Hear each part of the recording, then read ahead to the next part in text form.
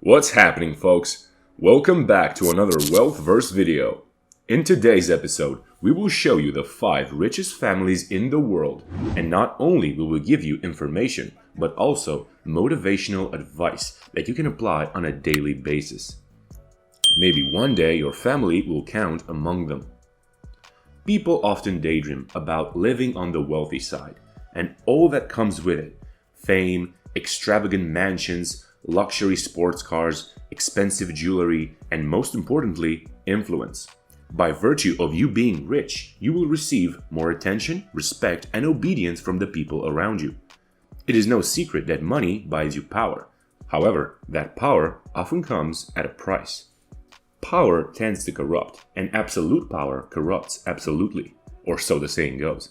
Since the concepts of wealth and power are interchangeable, there's no wonder why so many rich people find themselves living miserable lives, even if they can wipe their tears off with $100 bills.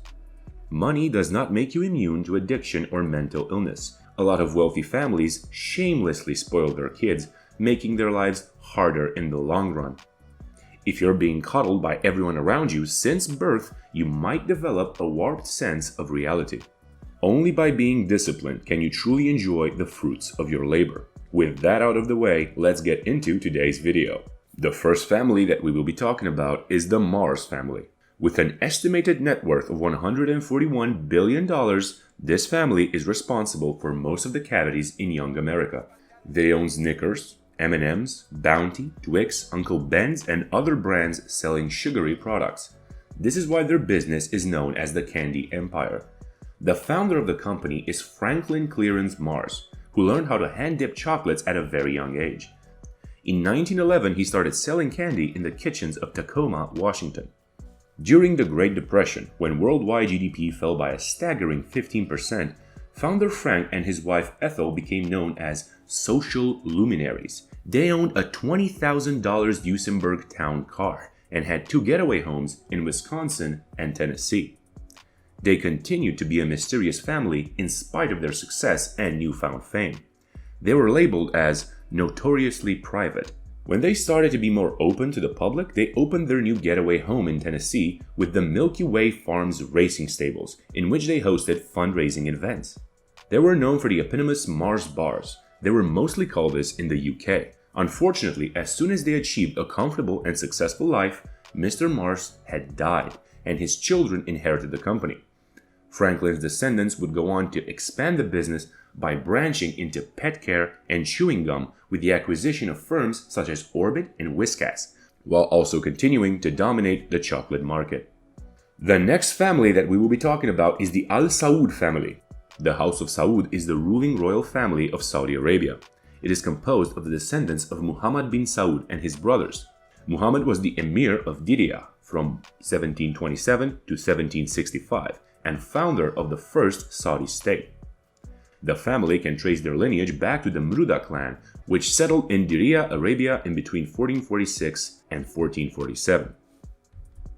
Amongst all the royal families, the Al Saud is technically the richest, with an estimated net worth of $1.4 trillion. If the other families on this list came to prominence by accumulating wealth, the Al Saud came to prominence through conquest. Historically, there have been 2 other Saudi states that failed in their attempt at governing such vast lands in the Arabian Peninsula, before the third and contemporary Saudi state came along. In 1937, near Dammam, American surveyors discovered what later proved to be Saudi Arabia's vast oil reserves. Before the discovery of oil, many family members were destitute. Now Saudi Arabia has the world's second largest proven petroleum reserves, and the country is the largest exporter of petroleum.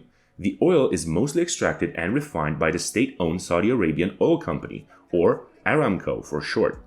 The country also has the 5th largest proven natural gas reserves, a significant gold mining sector, other mineral industries, and an agricultural sector.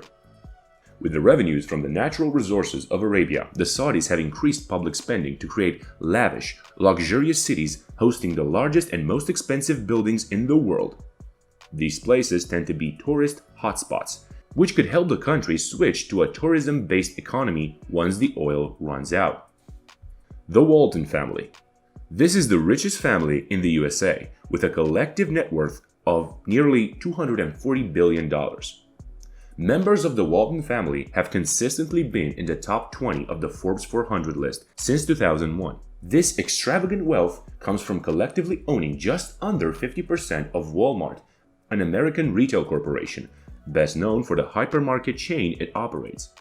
The founders of Walmart, Sam and Bud Walton, just like most businessmen, got the taste of success early on but didn't achieve that success until later in their life.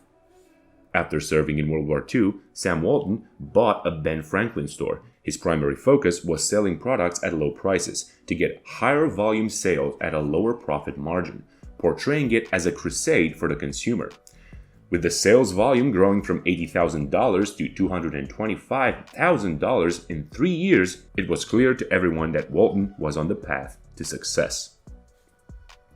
After that, Sam and his brother would go on to open many more stores, the two being regarded as great entrepreneurs in the retail chain industry, Sam especially. Eventually, they opened Walmart in 1962 and began expanding the branch. They would focus on opening stores in smaller towns as opposed to larger cities. Walton did this to avoid competition and get a stronger hold of the local markets there, thus discouraging other businessmen from setting up shop. Walton heavily focused on logistics to make this business model of his work, opening stores close to Walmart's regional warehouses and using an integrated trucking service for distribution. Buying in volume and efficient delivery permitted sale of discounted name brand merchandise. Thus, sustained growth from 1977's 190 stores to 1985's 800 stores was achieved. After the biggest family in the United States, let's talk about the Dumas family, also known as the Hermes family. Jean-Louis Robert Frédéric Dumas was a French billionaire and a businessman who was the artistic director and later also chairman of Hermes Group. Hermes International is a luxury goods company specializing in lifestyle accessories, watches, leather goods, ready-to-wear, and perfumery. They dress basketball royalty such as LeBron James. After inheriting Hermes from his father, Jean Dumas expanded the business into Asia and the US, turning it into a global brand. Hermes continues to be a thriving business to this day, which is thanks in no small part to the talented designers that work for them. The ownership of Hermes still lies within the family, with 75% of their shares, and the Dumas have a collective wealth of circa $112 billion. The Koch family. With an estimated wealth of $124 billion, the Koch family is the last one we will discuss in this video. In 1927, Fred Chase Koch developed a more efficient thermal cracking process for turning crude oil into gasoline, which allowed smaller players in the industry to better compete with the oil majors. The larger oil companies began suing Fred, extending the litigation with patent infringement claims and forcing Fred to do business elsewhere. Fred found himself in the employ of the USSR and also the Third Reich, building refineries in Russia, Germany, France, and Asia before returning to start his own refinery back in the USA. The Koch brothers, Charles and David, inherited the Wood River Oil and Refining Company from their father and then expanded the business, turning it into Koch Industries. Fred's two other sons, Frederick and Bill, had also inherited stock in Koch Industries. But after a lengthy legal and boardroom battle, the stakes of Frederick and Bill were bought out for $1.1 billion, and Charles and his younger brother David became the majority owners in the company. In his newfound position of chairman and CEO, Charles would spend 12 hours working at his office and a few more hours working at home. David became the executive vice president of Koch Industries until his retirement in 2018. Their company generated $90 billion in revenue in 2006 alone, so it seems their work paid off. Although the brothers are more famous for their politics rather than their wealth, the story of Koch Industries deserves to be told. That's it for today's video, folks. Make sure to leave a like, comment, and subscribe to our channel. Until next time, have a good day.